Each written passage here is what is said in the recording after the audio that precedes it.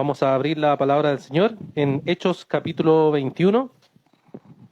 Hechos capítulo 21, vamos a leer del verso 1 al verso número 16. Hechos 21, verso 1 al verso 16.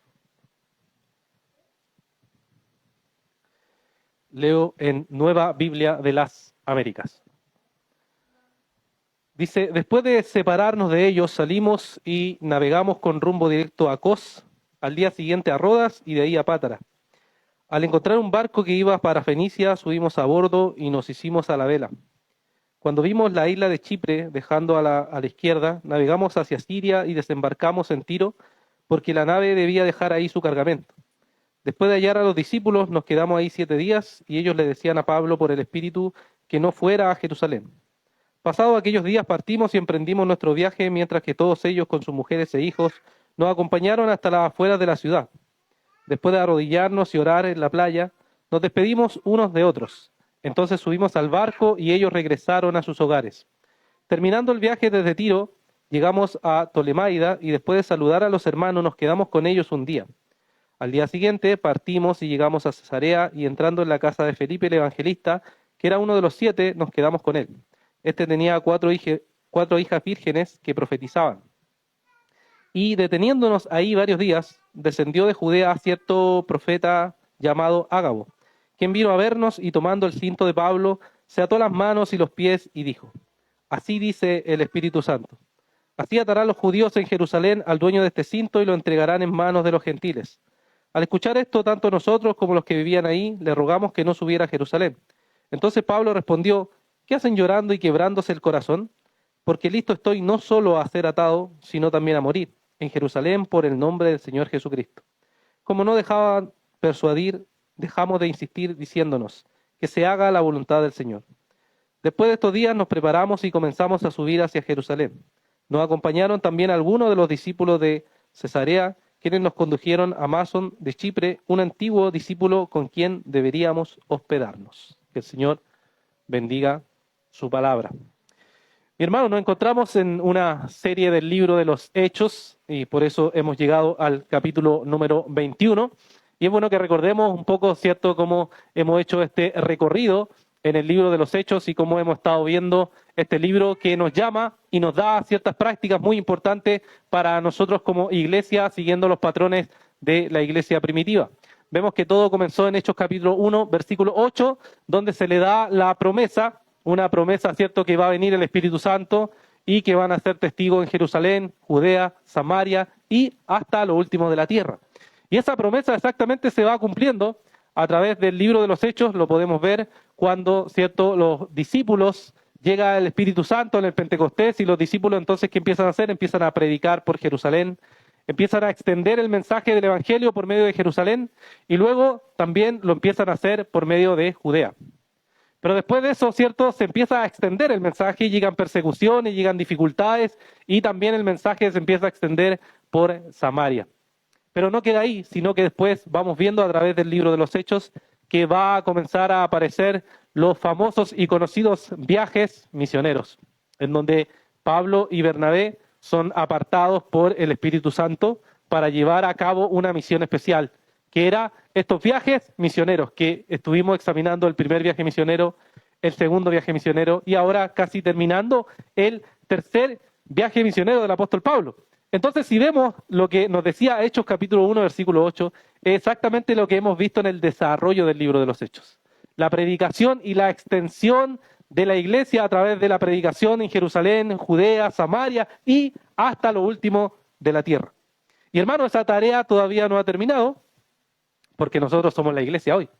El Espíritu Santo aún está guiando a la iglesia hoy y entonces nosotros, ¿qué hacemos? Participamos también de esa misión. Participamos de ese objetivo, participamos de ese propósito que el Señor tuvo con su iglesia, que es extender el reino del Señor Jesucristo. Y hemos visto algunos principios de plantación de iglesia, hemos visto cómo Pablo predica el mensaje con algunos otros hermanos, y hoy entonces vamos a ver cómo Pablo, estando en Tiro y en Cesarea, continúa en este tercer viaje misionero para predicar el mensaje del Señor. Vamos entonces, hermanos, a enfocarnos primero cómo es este viaje desde Mileto hasta Tiro. Desde Mileto hasta Tiro, versículo 1 al versículo 6, donde vamos a ver entonces que Pablo va a continuar junto con los demás compañeros del Evangelio predicando el mensaje del Señor. Primero entonces veamos qué ha sucedido cuando terminamos el capítulo anterior, el capítulo número 20, vimos que Pablo llamó a los ancianos desde Efeso a Mileto para darle las últimas instrucciones que eran muy importantes, cada uno de ellos, y nos da principios también para nosotros muy importantes, pero cuando se despide de ellos, ¿qué es lo que pasa? Dice que lloran. Ellos lloran, se despiden con mucho afecto, con mucho amor, ¿cierto? Despidiéndose de los ancianos, y después Pablo va a continuar su viaje. Dice que ellos lloran porque Pablo dice que no van a ver más su rostro. Y como no van a ver más su rostro, se entristecen totalmente. Y entonces Pablo va a continuar su viaje y ahora va a emprender entonces su viaje desde Mileto a Tiro. Y desde el versículo 1 hasta el versículo 6, entonces, hermanos, vamos a encontrarnos con este viaje. Primero, en el versículo 1, Lucas va a comenzar describiéndonos la separación de los ancianos de Mileto y cómo ahora ellos salen y van a navegar rumbo a Cos. En este viaje, Pablo va a ir con algunos de sus colaboradores, como vimos en el capítulo 20, versículo 4, algunos de ellos que no sabemos si todos lo acompañaron o algunos se quedaron, pero la lista que nos da Pablo en Hechos 24 es el siguiente, dice que lo acompaña Hechos 24, Sópater, Aristarco, segundo de los tesalonicenses, Gayo de Derbe, Timoteo, Tíquico y Trófimo de Asia. Todo este grupo de creyentes los está acompañando. No sabemos si todos ellos van acompañándolos, pero vemos que están ciertamente con ellos acompañando y predicando el mensaje. Entonces hacen este viaje que son, según lo que tenemos en los registros, aproximadamente 65 kilómetros que viajan más o menos 7 u 8 horas predicando el mensaje y viajando mientras ellos estaban compartiendo en este viaje, en esta navegación. Vemos que después se mueven a la isla de Rodas, que está en el puerto de Licia, unos 110 kilómetros más o menos de distancia, en que hacen también este viaje. Luego en el verso 12 nos dice que pasan por Pátara, cambian de barco en Fenicia, ya hacen un cambio de barco, porque este barco va ruta a Tiro. Entonces podemos ir viendo cómo se va moviendo el apóstol Pablo. Este viaje es mucho más largo, porque se nos dicen los estudiosos, ¿cierto? Los geógrafos de la época que viajan unos 650 kilómetros, 700 kilómetros en barco, lo cual era 4 o 6 días, si es que el viento acompañaba. ¿Ya? Por eso, fíjense cómo termina el detalle ahí en el verso 2, dice, y nos hicimos a la vela. O sea, si es que las velas nos acompañaban, si es que el viento nos acompañaba, podíamos hacer un viaje corto. Pero si el viento no nos acompañaba, bueno, los viajes seguramente iban a ser muchos más largos y probablemente podrían subir a 10 días. O sea, no solo 4 o 6 días, sino que podían subir a 10 días, o sea, era bastante.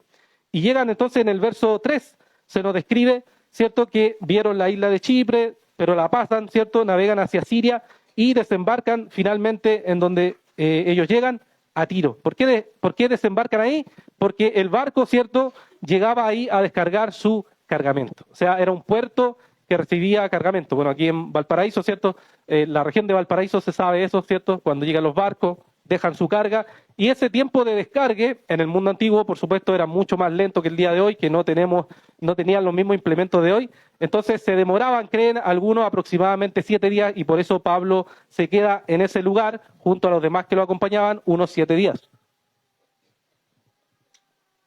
Vemos entonces, hermanos, que llegando en ese lugar, se quedan ahí, descargan el cargamento, y el verso 4 nos dice que entonces ellos se quedan 7 días en la ciudad de Tiro. La ciudad de Tiro era una de las ciudades más importantes de la región de Fenicia porque era una ciudad puerto, una ciudad donde había de todo, donde había mezcla de religión, mezcla de creencias, mezcla de comercio, donde habían fenicios, judíos, griegos en la misma ciudad, y se cree que ciertamente había una iglesia establecida ahí.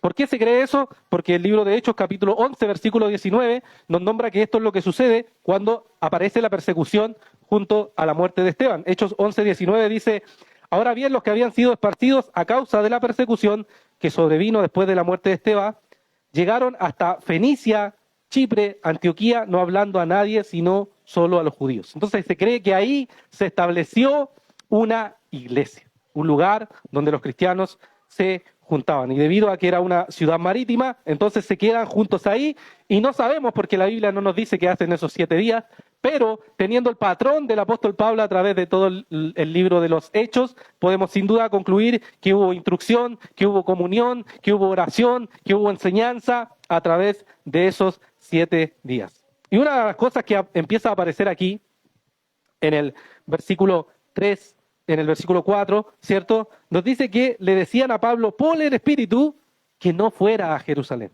O sea, ya empieza aquí algo que va a aparecer constantemente, una advertencia para el apóstol Pablo acerca de ir a Jerusalén. Porque recuerden que él quería ir a Jerusalén, pero ¿qué le decía al Espíritu? Que los discípulos le decían por el Espíritu que no fuera a Jerusalén.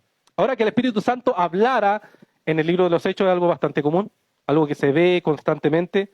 Puede ver conmigo alguna escritura. Por ejemplo, Hechos 8:29 nos dice, y el Espíritu dijo a Felipe, ve y júntate a ese carruaje. O sea, el Espíritu va, le dice directamente, ve y júntate al carruaje. Hechos capítulo 13, versículo 2, que lo nombré así de pasada, tenemos al Espíritu Santo hablando en medio de la congregación, en donde dice, Hechos 13:2, mientras ministraban al Señor y ayunaban, el Espíritu Santo dijo, aparten a Bernabé y a Saulo para la obra a los que los he llamado. Ahí el Espíritu le habla a la iglesia. Y Hechos 16, versículo 6, también nos dice lo siguiente, pasaron por la región de Frigia y de Galacia, habiendo sido impedidos por el Espíritu Santo de hablar la palabra a Asia. Cuando llegaron a Misia, intentaron ir a Bitinia, pero el Espíritu de Jesús no se los permitió. Sabemos que el Espíritu comúnmente en el libro de los Hechos, ¿qué hace? Habla, guía, impulsa, detiene, prohíbe. ¿Por qué? Porque la iglesia es algo vivo. La iglesia está viva porque Cristo vive y porque el Espíritu Santo habita en los creyentes y por tanto es guiada a través del Señor. Y aquí vemos que a Pablo entonces se le está dando una advertencia. Ahora, ¿cómo interpretar esa advertencia del tema? ¿Cómo interpretar esa advertencia que el Espíritu le dice a los discípulos que le dicen a Pablo? Ahora, en la iglesia siempre, hoy en día siempre hay debates y confusión sobre este tema del Espíritu Santo. Generalmente dicen, ¿cierto?, los reformados no tienen el Espíritu Santo. Hay discusión sobre cómo entendemos el tema de los dones y cosas por el estilo. Pero el punto es el siguiente, más allá de la diferencia que puedan haber en algunas cosas, toda la iglesia comparte lo siguiente, el Espíritu Santo guía, el Espíritu Santo instruye. La forma en cómo lo hace hay diferencia, por supuesto, pero sí todos creen que la iglesia es guiada por Dios, a través del Espíritu Santo.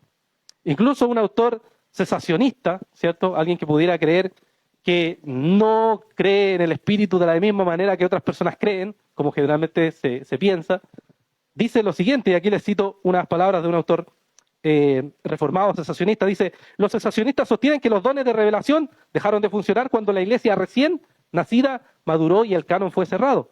Pero a veces podemos ser molestamente quisquillosos al censurar el vocabulario con lo que los escritores de la Biblia estaban perfectamente cómodos usando cuando se refiere a la guianza del Espíritu Santo. Nehemías no era un profeta, ni tenía acceso a uno, y sin embargo actuó con un deseo piadoso para reconstruir los muros de Jerusalén que él creía que era la guianza de Dios, y se refirió a su deseo y plan como algo que Dios había puesto en su corazón. Fin de la cita. Ahí vemos, ¿cierto?, que alguien, incluso cesacionista, y ahí es donde hay que entender bien las posturas, ¿cierto? No es que no crea en el Espíritu Santo, cree que algunas cosas ya no son para hoy, pero cree que el Espíritu Santo sí está guiando a la iglesia. Y es como esa carga que los misioneros dicen, yo tengo una carga por ir a China, o yo tengo una carga por ir al Medio Oriente, yo tengo algo que no me deja tranquilo, no me deja dormir, no me deja vivir, porque sé que Dios puso esa carga en mi corazón y no puedo más que obedecerle al Señor. Eso entonces es la convicción del Espíritu Santo guiando a una persona a hacer la voluntad del Señor. ¿Qué decimos con esto, mis hermanos? Los cristianos y la iglesia es guiada por el Espíritu Santo. Ahora, si tú estás en oración, si tú estás en la palabra, si tú estás obedeciendo la palabra del Señor, entonces sí puedes ser guiado por el Señor. Pero si tú no estás en la oración, si tú no estás en la palabra, si tú no estás obedeciendo la palabra del Señor, por supuesto, no podríamos decir que estás siendo guiado por el Espíritu del Señor. Aquellos que son guiados por el Espíritu del Señor son los que hacen la voluntad de Dios. Son los que viven en la voluntad de Dios. Son los que practican la voluntad de Dios. Y entonces son impulsados por Dios a vivir conforme a su voluntad. Mi hermano, ¿te ha guiado el Señor esta semana en su voluntad? ¿Te ha guiado el Señor esta semana en la oración, en la palabra, en obedecer su voluntad? ¿O no? ¿O simplemente estás siendo guiado por la carne, por los deseos de la carne, por los deseos de los ojos, por la vanidad de la vida y no estás obedeciendo a lo que la palabra del Señor hace? Entonces no es simplemente decir, el Señor me tomó y el Espíritu Santo me llevó, sino es obedecer la palabra de Dios, llenarse del Espíritu del Señor, ser constantemente llenados de Dios es obedeciendo la palabra de Dios. Esa es la forma, hermano. Eso es lo que vemos en la Escritura. Entonces vemos que en el verso 5, vemos que terminados los 7 días, que seguramente fueron días de comunión, de instrucción, de bendición, vemos que entonces van a dejarlos fuera de la ciudad porque van a seguir su viaje, su rumbo a Jerusalén, y nos dice que lo acompañan mujeres y niños y todas las personas juntas van a acompañarlos para ir fuera de Jerusalén. Ahora, hermanos, ¿por qué lo acompaña tanta gente? Uno dirá, bueno, porque son hermanos primero, porque se aprecian, pero también porque en el mundo antiguo acompañar a las personas no era simplemente un mero acompañar, sino que era un gesto de amor, de aprecio, un gesto de consideración, un gesto de que yo te considero, yo te aprecio, hermano, yo estoy contigo, y por eso van y muestran la hermandad cristiana, y la iglesia o el grupo que está ahí va todo a acompañar a apóstol y a los hermanos. Y dice que nuevamente se arrodillan y oran en señal de dependencia de Dios. Lo mismo que pasó en el capítulo 20, versículo 36, cuando se despide de los ancianos. Hechos 20, 36 nos dice que cuando Pablo terminó de hablar, se arrodilló y oró con todos ellos. Un símbolo, hermanos, de una dependencia total y continua de la voluntad de Dios. Y hermano, eso es algo que nosotros tenemos que reconocer que hemos perdido en el mundo contemporáneo, la dependencia de Dios. La hemos perdido por lo siguiente, porque nos acostumbramos a creer que nos vamos a volver a ver. Usted se acostumbró a cuando se va a despedir de alguien que se va a volver a ver. Fíjense, yo fui a Antofagasta hace poco con mi mamá, como varios saben, ¿cierto? A ver a mi hermano. Y al despedirme, ¿cierto? Yo daba por sentado que nos vamos a seguir comunicando por WhatsApp. Doy por sentado que después le voy a enviar un sticker y ella me envía un sticker y vamos a hablar videollamada, ¿cierto? Y damos por sentado que voy a volver a ver. Pero piensen en el mundo antiguo, cuando yo me iba, ya no veía más a la persona. De por vida ya no iba a tener un WhatsApp, si enviaba una carta se iba a demorar muchísimo, si es que llegaba, y recién me iba a enterar después de años de una persona. Y entonces, hermanos, hemos perdido esa dependencia porque nos hemos acostumbrado y hemos pensado que al despedirnos de alguien lo vamos a volver a ver. Pero, ¿en verdad sabes eso, hermano? Nadie sabe eso. No sabemos, mi hermano. Y por tanto, mostrar este gesto de dependencia del Señor es algo que necesitamos recuperar. Cuando oramos, estamos diciendo, Señor, dejamos en tus manos esto. Cuando viajamos de un lugar a otro y oramos al Señor antes de irnos, estamos diciendo, Señor, dependemos de ti. No sabemos qué irá a suceder, pero dependemos de ti. Mi hermano, ¿cuánto verdaderamente oramos ahora cuando viajamos? Cuando nos movemos en auto, ya se nos ha perdido eso, ¿no? Antiguamente era mucho más común encontrarnos entre cristianos. Oremos por este viaje, porque estamos diciendo, oye, dependemos de Dios. Si hay un accidente, no tenemos idea. Pero hemos perdido eso, mis hermanos. Eso es mostrar dependencia en Dios, confianza en Dios, y no solo en los viajes, sino que en todas las cosas de la vida. Nosotros como cristianos debemos decir, Señor, dependemos de ti, Señor, confiamos en ti, Señor, nos aferramos a tu voluntad.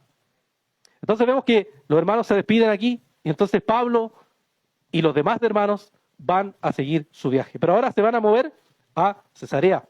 Versículos 7 al 16 van a ver el viaje de Tiro a Cesarea.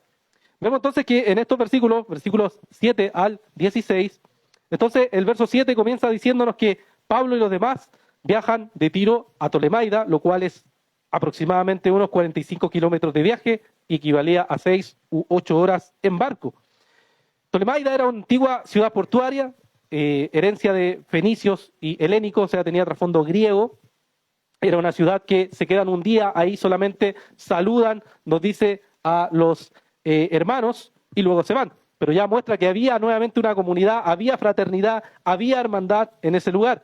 Luego, el verso 8 dice que se mueven de Tolemaida a Cesarea, que era unos 65 kilómetros aproximadamente, 2 o 3 días caminando, porque ahora ya no viajan en barco, sino que caminan, y como siempre les recuerdo, el mundo antiguo era mucho más lento en todo. Entonces caminaban hacia los lugares y en esa caminata tenían tiempo de meditar, tiempo de conversar, tiempo de edificarse mutuamente. Cesarea era la capital romana, la capital de la provincia de Judea, y por tanto era un lugar importante comercial, un lugar donde había una presencia fuerte de los gentiles, y en ese lugar Pablo y los demás entonces se alojan, nos dice, en la casa de Felipe. Felipe el evangelista. ¿Quién es este Felipe? Es el Felipe que sale en Hechos capítulo 8. Este Felipe, cierto, es parte de la lista de los diáconos que aparece en Hechos capítulo 6. Este es el mismo Felipe que se le dice ahora, se le pone Felipe el evangelista. En Hechos 8, versículo 5, nos relata un poco de Felipe lo siguiente. Hechos 8, versículo 5. Felipe, descendiendo a la ciudad de Samaria, les predicaba a Cristo, y las multitudes unánimes prestaban atención a lo que Felipe decía al oír y ver las señales que hacía. Porque de muchos que tenían espíritu inmundo, estos salían de ellos gritando a gran voz, y muchos que habían sido paralíticos y cojos eran sanados, y había un gran regocijo en aquella ciudad. O sea, Felipe era alguien que era usado poderosamente por el Señor para predicar el mensaje del Señor, y también, cierto, el Señor hacía señales por medio de esa palabra. Entonces, Felipe era un hermano muy piadoso que tenía hijas. Estas hijas, como nos dice, eran hijas vírgenes que profetizaban, ¿cierto? Y estaban junto a él. Ahora, sobre esto, ¿cierto? De estas hijas vírgenes, que le ponga vírgenes era una señal de que eran piadosas, de que estaban completamente entregadas al Señor, y que sin duda eran mujeres que cualquier cristiano de aquella época, ¿cierto?, quisiera unirse y casarse para formar familia. Vemos que entonces estas mujeres que profetizaban, ¿cierto?, era parte de lo que sucedía en la iglesia primitiva, cuando las mujeres profetizaban, como nos dice 1 Corintios capítulo 11, versículo 5, lo hacían con velos, ¿cierto? Lo hacían con velos y ellas profetizaban en ese lugar. Respecto a cómo interpretar eso, no vamos a entrar en detalle ahora, pero simplemente es entender que lo que Pablo toma ahí, ¿cierto?, es un principio de la cultura, un ejemplo cultural para ilustrar un principio que es la sujeción. Las mujeres entonces en ese momento estaban ahí, eran parte de estas hijas y entonces estaban profetizando. Podemos ver que entonces Felipe lo acoge a Pablo en ese lugar y está con ellas. Y Felipe entonces se pone a compartir seguramente ahí con el apóstol Pablo y con todos los hermanos. Pero el detalle, hermanos, más importante aquí, yo diría, es el siguiente. Hay que recordar un poco de la historia del libro de los Hechos. Felipe era quien había arrancado cuando Saulo había iniciado la persecución. Ahora mira el cuadro al revés, lo que está pasando ahora. Tenemos a Felipe alojando al que lo había perseguido. Ahora converso. Ahora un fiel predicador del mensaje del Evangelio. Interesante, ¿no? Ver cómo Dios, a través de los años, cambió todo. Cambió todas las cosas. Ahora póngase usted en este ejemplo. Imagínese que a usted lo persiguen, ¿cierto? Lo quieren matar. Y después, con los años, aquel que lo persiguió se vuelve al Señor. ¿Usted lo alojaría en su casa? Es una pregunta difícil. Podemos decir que sí, pero sinceramente sería difícil. Tendría que comprobar que fuera verdaderamente cristiano para poder alojarlo en su casa. Casa es un lugar muy íntimo, donde entrar, donde compartir, donde comer. Pero fíjense, Felipe no tenía problema. ¿Por qué? Porque obviamente era un siervo del Señor. Podía discernir, podía darse cuenta que el apóstol Pablo realmente había sido transformado por el poder del Señor. Y ahora podían comer juntos en la misma mesa. Glorioso, hermano. Eso, hermanos, es el Evangelio. El Evangelio transforma las cosas. El Evangelio quiebra las cosas como nosotros las pensamos. Y entonces la gracia del Señor se manifiesta de esta manera. Felipe alojando al apóstol Pablo, su perseguidor, para compartir juntos en la mesa. Maravilloso el poder, hermanos, del Evangelio. Pero luego vemos en los versos 10 y 11 que algo más acontece aquí. Dice que estando en ese lugar, versos 10 y 11, deteniéndonos ahí varios días, no dice cuántos, como siempre, ambigüedad un poco en el libro de los Hechos, dice que baja un profeta llamado Ágabo, ¿cierto? Va a tomar un cinto, se lo pone, así se lo ata a las manos y los pies, y dice, el Espíritu Santo dice, así atarán los judíos en Jerusalén al dueño de este cinto y lo entregarán en las manos de los gentiles. Este Ágabo no era una persona que aparecía por primera vez, sino que en el libro de los Hechos ya había aparecido. Si usted va conmigo a Hechos capítulo 11, versículo 27, vamos a encontrar a este profeta Ágabo. Hechos 11, 27 dice, por aquellos días unos profetas descendieron de Jerusalén a Antioquía y levantándose uno de ellos llamado Ágabo, daba a entender por el Espíritu Santo que ciertamente habría un gran hambre en toda la tierra. Y esto ocurrió durante el reinado del emperador Claudio. Entonces tenemos a este profeta Ágabo, un profeta, cierto, que anuncia algo que sucedió y ahora está anunciando algo que también iba a acontecer. Era este Ágabo. Hace recordar a los profetas del Antiguo Testamento, ¿no? A Jeremías, Ezequiel, que hacían muchas cosas que para nosotros parecían raras, pero simbolizaban lo que Dios iba a hacer. Entonces, Ágabo era sin duda un profeta ya reconocido en la comunidad cristiana. Acá nuevamente tenemos la disputa entre cesacionistas y continuistas sobre si entender este como un profeta verdadero o no tener un profeta como alguien que es un modelo para futuros profetas del día de hoy. ¿Sería Ágabo alguien así o simplemente era en la época especial que se estaba viviendo? Yo creo que no vamos a resolver, por supuesto, ese debate, pero sí podemos ver principios que nos muestran, ¿cierto?, que cuando el Señor quiere hablar, cuando el Señor quiere llevar una palabra, se cumple y actúa, como vemos en el profeta Ágabo. Ahora, nuevamente, entre cesacionista y continuista, hay mucha cercanía en algunas cosas, especialmente cuando se tiene que ver con que si Dios puede hacer algo extraordinario en su iglesia. En eso nadie lo duda. Todos pueden decir, el Señor puede hacer como Él quiera, puede actuar y puede llevar un mensaje. Y hay incluso cosas que han pasado para los mismos hermanos que son cesacionistas como continuistas, cosas que no se pueden explicar, simplemente se pueden explicar aludiendo a lo que el Señor pueda hacer. Por ejemplo, San Agustín contaba en su famoso libro La ciudad de Dios, ese libro que es un clásico para la literatura cristiana, que él en algunas ocasiones tuvo sueños y tuvo información que le llegó a la mente simplemente y se cumplieron. Él no era continuista, por si acaso, pero simplemente pasó. Y forma de explicarla simplemente no hay. Es Dios simplemente actuando soberanamente.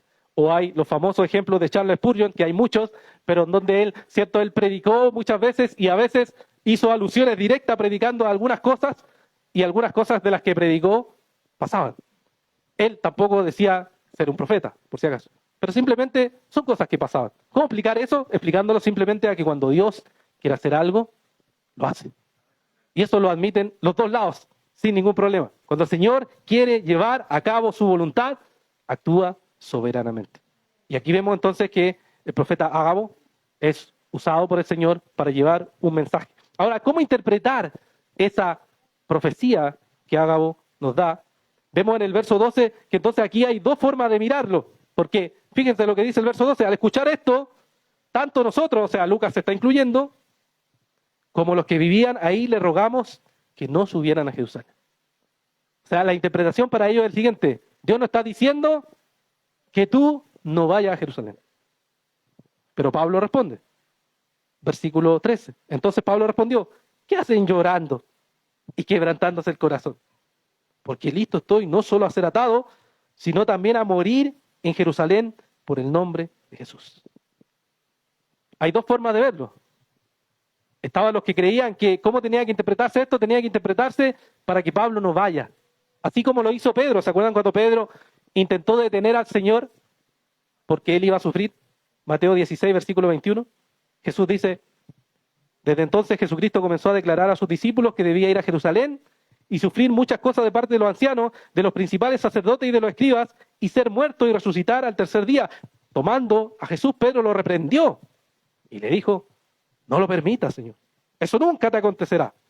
Pero volviéndose él dijo a Pedro, quítate delante de mí, Satanás, me eres piedra de tropiezo, porque no estás pensando en las cosas de Dios, sino en las de los hombres. ¿Qué pasaba con los hermanos que estaban ahí? Todos estaban pensando en cuidar a Pablo, en proteger a Pablo. ¿Qué es lo natural en nosotros, hermanos? Si alguien de nosotros, si alguien de nuestra familia va a ir a un lugar y sabemos que va a morir, ¿cuál es nuestra reacción natural, intuitiva? Es protegerlo. No vayas porque te van a matar. No vayas porque vas a sufrir. No vayas porque lo que te va a suceder va a ser terrible. Sin embargo, la voluntad de Dios en ocasiones es esa. La voluntad de Dios en ocasiones es, hermanos, sufrir, ser quebrantado, padecer por el nombre del Señor Jesucristo. Eso. Y Pablo lo entendía así. Le decía, ¿qué hacen llorando? ¿Qué hacen quebrantándose, hermanos? Yo voy a ir a sufrir por el nombre de Cristo. Pablo tenía en su corazón la determinación absoluta de obedecer al Señor, incluso hasta la muerte, como él mismo lo dice. Y lo había dicho ya en el capítulo 20, versículo 24, donde él dijo lo siguiente: pero en ninguna manera estimo mi vida como valiosa para mí mismo, a fin de poder terminar mi carrera y el ministerio que recibí del Señor Jesús para dar testimonio solemnemente del Evangelio de la gracia de Dios. O en Filipenses 1:21, para mí el vivir es Cristo y el morir es ganancia. Esa perspectiva era la perspectiva del apóstol Pablo. Cuando el sufrimiento llega, hermanos, ¿cuál es nuestra visión? Cuando vamos a saber que vamos a sufrir, ¿cuál es nuestro primer pensamiento intuitivo? Es, no voy a ir, no voy a sufrir, voy a ser rechazado. Pero ¿qué nos dice la Biblia? Ese es parte del costo. Ese es parte del costo de ser discípulo del Señor. Y lo que tendríamos que decir es como Pablo, sea hecha la voluntad de Dios. No mi voluntad. Estoy sufriendo en el trabajo, estoy sufriendo en mi matrimonio, estoy sufriendo con hermanos, estoy sufriendo con familiares, estoy sufriendo en cualquier tipo de cosa en la vida. La respuesta, hermano, es, sea hecha la voluntad de Dios. No es simplemente, Señor, quítame este dolor. Dios lo puede quitar si quiere, pero a veces Dios lo deja, porque es el proceso en donde el Señor nos purifica, nos santifica, nos hace crecer más conforme al carácter de Cristo. Hermanos, seamos como Jesús, que dice, no se haga mi voluntad, sino tu voluntad. Si es posible, Señor, pase de mí esta copa, pero si no, Señor, que se haga tu voluntad y que sufra por causa de tu evangelio. Si así es tu voluntad. Hermanos, esa es nuestra actitud de corazón. Esa es, verdad, nuestra inclinación. Eso es lo que nosotros deseamos ahora. Es lo que queremos, sufrir por causa del evangelio. Si es que el Señor lo quiere, no es que busquemos sufrimiento gratis, sino que si el Señor lo quiere, mi hermano, es decir, Señor, aquí estoy, úsame, y si sufro, que sufra. Y si muero, que muera. Y si tengo que padecer, que padezca. Es fácil decirlo, ¿no? Pero vivirlo es la difícil. Realmente practicarlo es lo difícil. Finalmente, Pablo y los demás hermanos que están con él, en los versículos 15 y 16, vemos que hacen unos preparativos, estos preparativos, ¿cierto?, para subir a Jerusalén, y algunos discípulos, ¿cierto?, de Cesarea, un antiguo discípulo llamado Nasón, los iba a hospedar. Vemos en estos versículos, mi hermano, como toda la iglesia nuevamente los acompaña, mostrando el gran respeto y consideración que tienen a Pablo y a los demás, y además, nuevamente, la importancia de estar juntos con ellos, mostrando hospitalidad. La hospitalidad es algo que Pablo reconoce muchas veces en sus cartas. Por ejemplo, en Romanos capítulo 16, versículo 1 y 2, cuando habla de Febe, nos dice lo siguiente, Romanos 16, 1 y 2, le recomiendo a nuestra hermana Febe, diaconisa de la iglesia de Cencrea, para que la reciban en el Señor de una manera digna de los santos y que la ayuden en cualquier asunto que ella necesite de ustedes, porque ella también ha ayudado a muchos y aún a mí mismo. Ella me ha recibido, me ha abierto las puertas de su hogar, me ha acogido, he estado con ella compartiendo. Ella es una hermana piadosa. En el mundo contemporáneo también hemos perdido esa visión de la hospitalidad según lo que vemos en la Escritura. La hospitalidad es un rasgo de la piedad. Es un rasgo de una persona piadosa, la cual abre las puertas de su hogar. ¿Para qué? Para mostrar el amor de forma práctica. El relacionarse, el conocerse, el conversar. Eso, hermanos, era parte de eso. Y por eso dice un discípulo antiguo que ha estado siempre abriendo las puertas del hogar para llevar a cabo el mensaje del Evangelio, para que la obra del Señor siga avanzando. Y esto es así, hermanos, porque el mismo Creador, nuestro mismo Dios, creó este mundo y nos puso a nosotros en este mundo y nos dio las cosas de este mundo para administrarlos para la gloria de Dios. Pero ¿qué pasó cuando vino nuestro Señor Jesucristo? ¿Qué nos dice el principio de Juan? Dice que vino a los suyos y los suyos no le recibieron. O sea, los que tenían que mostrarle el amor, la hospitalidad al gran Creador, Señor Jesucristo, no le recibieron. Su pueblo le cerró las puertas. Dijo, aquí no. Pero el Señor llevó de igual manera su voluntad. Porque Él vivió, fue rechazado, fue torturado, fue asesinado, fue crucificado, pero no se quedó ahí, sino que resucitó al tercer día, venció a la muerte y ahora es nuestro Señor Jesucristo y Salvador, el Evangelio, el cual nos muestra que nosotros debemos vivir constantemente siguiendo y haciendo su voluntad. Oremos, hermanos. Padre, gracias te damos, Señor, porque vemos que tú llevas a cabo tu obra, Señor, a través de cada uno de tus discípulos.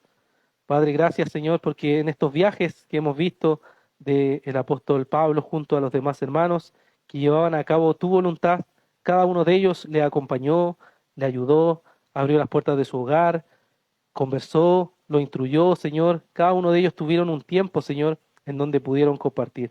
Queremos, Señor, como iglesia, también, Señor, mostrar ese amor y esa misericordia.